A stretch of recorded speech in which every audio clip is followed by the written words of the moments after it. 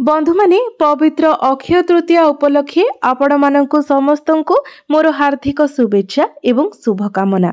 आजिर एही भिडियोटी वृष राशि व्यक्ति विशेष मानक पई बहुत गुरुत्वपूर्ण अटे। तो आपणकर जदि वृष राशि होइथाय तेबे भिडियोटी को स्किप न करी थरे मात्र शेष पर्यंत निश्चय देखंतु, कारण वृष राशि व्यक्ति विशेष मानकर जीवन एही पवित्र अक्षय तृतीया परठारु संपूर्ण भावरे बदलिबाको जाउछि। कारण ग्रह नक्षत्र मानकर चलन रे एक बहुत बड़ परिवर्तन हेबाको जाउछि। तीनोटी प्रमुख ग्रह एही अक्षय तृतीया परे निजर राशि परिवर्तन करबाको जाउछंती। देवगुरु बृहस्पतिଙ୍କ समेत राहु एवं केतु मध्य निजर राशि परिवर्तन करबाको जाउछंती। सूर्य मध्य निजर राशि परिवर्तन करबाको जाउछंती, जहा फलरे आपणक जीवन रे किछि बड़ हेबाको जाउछि। तेबे एही प्रमुख ग्रह मानकर राशि परिवर्तन फलरे आपणकर स्वास्थ्य, शिक्षा, प्रेम जीवन, वैवाहिक जीवन, भाग्य, क्यारियर एवं व्यापार वाणिज्यर स्थिति उपरे किभली प्रभाव पड़िबो, आपणक जीवन रे केउ सब परिवर्तन हेबो से विषय आजिर एही भिडियो रे आमे माने विस्तार भाबरे जानिबा। अक्षय तृतीया परे आपणक कुंडली रे नवग्रहंकर स्थिति किपरि रहिबो, नवग्रह आपणकु केउ भली फल प्रदान करिवे से विषय मध्य विस्तार भाबरे जानिबा एवं अशुभत्व प्रदान करुथिबा ग्रह मानक पई किछि विशेष प्रतिकार मध्य जानिबा। तो बंधु माने आपणकर जदि वृष राशि होइथाय तो भिडियोटी को लाइक करी चैनल टी को सब्सक्राइब करि दियंतु एवं कमेंट बॉक्स रे भक्ति एवं श्रद्धार सहित जय श्री जगन्नाथ निश्चय लिखंतु। तो बंधु माने आसंतु आरंभ करिबा आजिर एही कार्यक्रम को, जहाँकि आपणकर जन्म राशि चंद्र राशि उपरे आधारित अटे। तेबे राशि चक्रर 12 गोटी राशि मध्यरु द्वितीय राशि हेउछि वृष राशि एवं आपणकर राशिधिपति हेउछंती शुक्र। तो बंधु माने अक्षय तृतीया परे शुक्र आपणकर एकादश भावरे चलन करिवे। शुक्र आपणकर एकादश भावरे उच्चस्थ मध्य हेबे। तो आपणकर प्रथम भावरे विराजमान रहिबे गुरु। तेबे गुरु आपणकर 15 मई रे द्वितीय भाव को चलन करिवे। आपणकर तृतीय भावरे चलन करिवे मंगल। आपणकर पंचम भावरे चलन करिवे केतु एवं 18 मई को केतु आपणकर चतुर्थ भाव को चलन करिवे। यहाँ परे आपणकर एकादश भावरे चलन करिवे बुध, शुक्र, शनि एवं राहु। तेबे 18 मई को राहु आपणकर दशम भाव को चलन करिवे। आपणकर द्वादश भावरे चलन करिवे सूर्य एवं 15 मई को सूर्य आपणकर प्रथम भाव को चलन करिवे। तो सर्वप्रथम आसंतु जानि नेबा आपणकर स्वास्थ्य किपरि रहिबो एही पवित्र अक्षय तृतीया परे।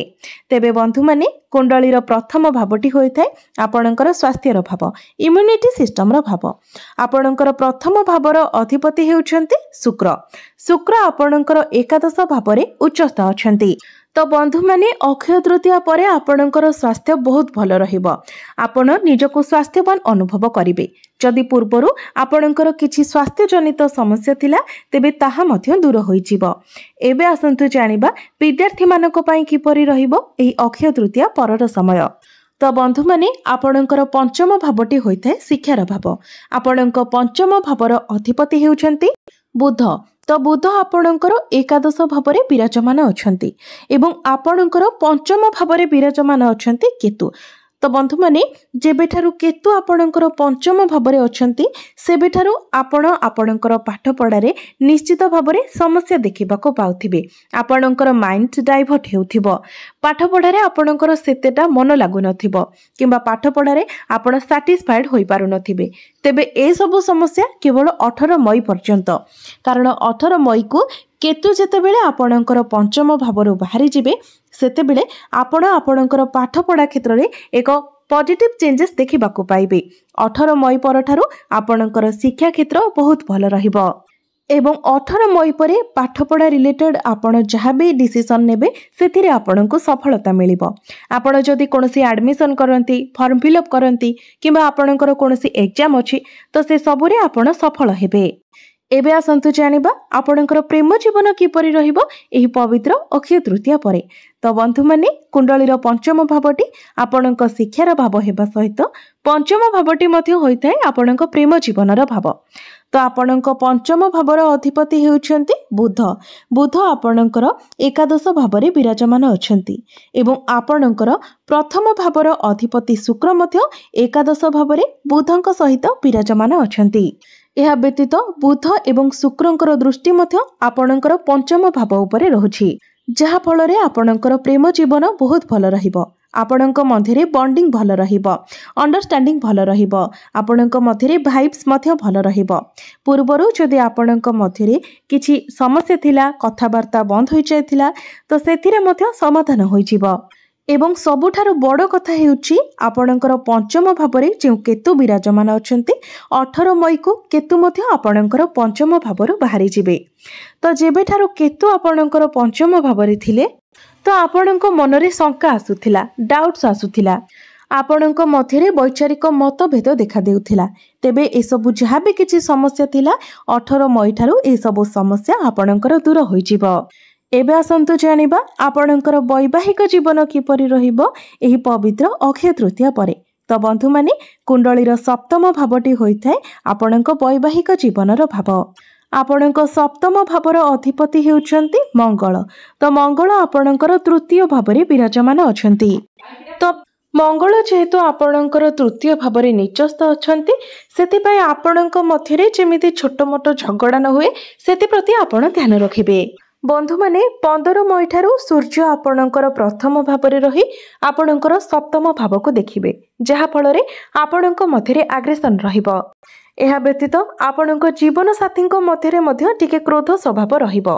तो ए सब को आपणको कंट्रोल करिवार अछि। तो वैवाहिक जीवन आपणकर अक्षय तृतीया परे एवरेज रहिबो। एबे आसंतु जानिबा सबुठारु महत्वपूर्ण विषय वस्तु आपणकर भाग्य, क्यारियर एवं व्यापार वाणिज्यर स्थिति किपरि रहिबो एही पवित्र अक्षय तृतीया परे। तो बंधु माने कुंडलीर नवम भावटी होइथाय आपणकर भाग्यर भाव। आपणकर नवम भावर अधिपति हेउछन्ति शनि। शनि आपणकर एकादश भावरे विराजमान अछन्ति। तो शनि आपणकर लाभ स्थान रे विराजमान अछन्ति। एहा व्यतीत आपणकर राशि स्वामी शुक्र मध्य आपणकर एकादश भावरे उच्चस्थ अछन्ति। तो भाग्य आपणकर बहुत भल रहुछि। तो अक्षय तृतीया परे भाग्य आपणको प्रत्येक क्षेत्र में सपोर्ट करिवो। जदि आपण किछि बड़ इन्वेस्टमेंट करबाकू चाहुचंती, आपण कोनोसी बड़ जिनिस किणा किणी करबाकू चाहुचंती, किछि बड़ कार्य आरंभ करबाकू चाहुचंती, किछि शुभ मंगलिक कार्य करबाकू चाहुचंती, तो प्रत्येक क्षेत्र में आपणको आपणको भाग्यर साथ मिलिबो। एहा व्यतीत 15 मई को गुरु आपणकर द्वितीय भाव को चलन करिवे, धन स्थान को चलन करिवे। तो आपणको विभिन्न दिगरो धन मध्य प्राप्ति हेबो। आपणको अल्प परिश्रम रे अधिक धन उपार्जन हेबो। आपणकर काउंसलिंग स्किल भल रहिबो, कम्युनिकेशन स्किल भल रहिबो। आपण आपणकर वाणी द्वारा प्रत्येक क्षेत्र में सफलता पाइबे। आपणक परिवार रे सुख शांतिर वातावरण लागि रहिबो। दीर्घ 12 वर्ष परे गुरु आपणकर द्वितीय भावरे गोचर करिवे एवं संपूर्ण 1 वर्ष पर्यंत गुरु आपणकर द्वितीय भावरे रहिबे। एबे आसंतु जानिबा आपणकर क्यारियर किपरि रहिबो एही पवित्र अक्षय तृतीया परे। तो बंधु माने कुंडलीर दशम भावटी होइथाय आपणकर क्यारियर भाव एवं आपणकर दशम भावर अधिपति मध्य शनि अटंती।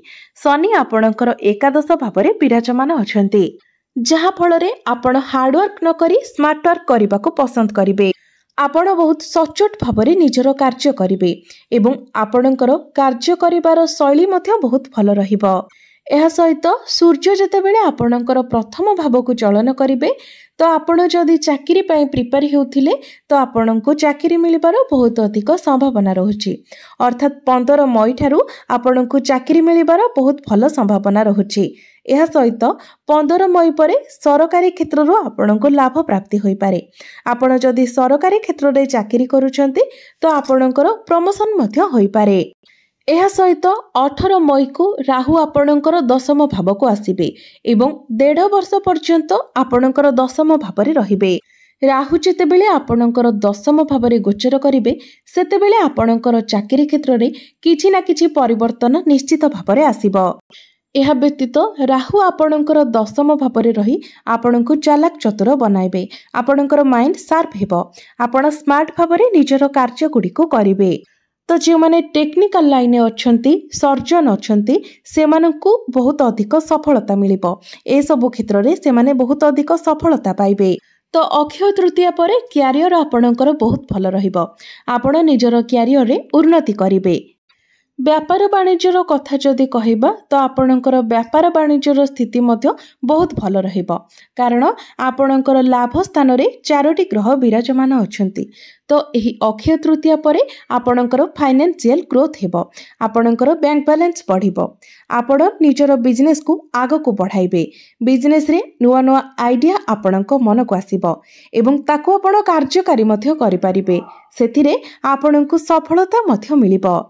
तो बिजनेस मध्य आपणकर एही अक्षय तृतीया परठारु बहुत भल रहुछि। एबे आसंतु जानि नेबा किछि उपाय विषय जे उपाय गुड़िक करबा द्वारा आपणको अधिक शुभफल प्राप्ति हेबो एवं जहा किछि अशुभ तो रहुछि से सब खंडन होई जिवो। सेथिपाई आपण प्रत्येक दिन शुक्रंकर बीज मंत्र 108 थर जप करंतु। प्रत्येक दिन आपण हनुमान चालीसार पाठ करंतु। एहा सहित आपण प्रत्येक दिन शनिंकर बीज मंत्र मध्य 108 थर जप करंतु। तो बंधु माने आपणकर जीवन मंगलमय हेउ, एहा ही ईश्वरंक निकटरे मोर प्रार्थना। धन्यवाद।